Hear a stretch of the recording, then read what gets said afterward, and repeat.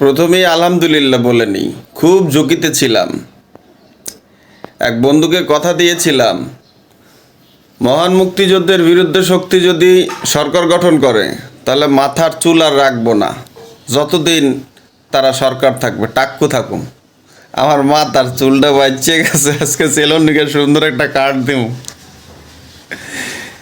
আর একটা ব্যাপার, অনেক দিন আগে এক মুফতির বয়ান দেখছিলাম, বলছিল আমি মুক্তি অমুক মুক্তিযোদ্ধা। বলছি, দেশ সৃষ্টির সময় যারা এদেশের বিরুদ্ধে ছিল, জালেমদের পক্ষ নিয়েছিল, যারা এদেশের উপরে অত্যাচার অনাচার হত্যাযজ্ঞ চালাইছে, মা বোনদের ইজ্জত লুণ্ঠন করছে, তাদের সহযোগিতা করেছে, তাদেরকে ভোট দেওয়া হারাম হারাম হারাম হারাম। বাংলাদেশের জনগণকে অনেক ধন্যবাদ। কিঞ্চিত আসনের হারাম কাজ হলেও অধিকাংশ জায়গাতে হয়নি।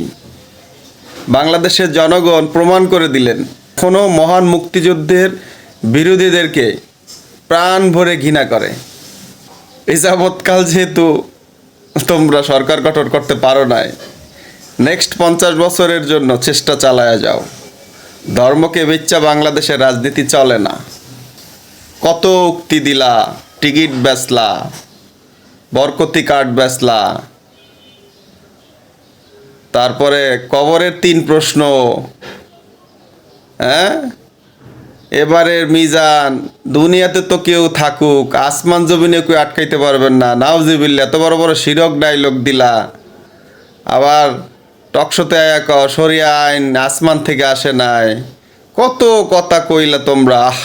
খাওয়াইতে পারলা না বাঙালিরে। বাঙালি এত বলত না, জাগা মতো ক্লিক কইরা দেয় বাঙালি।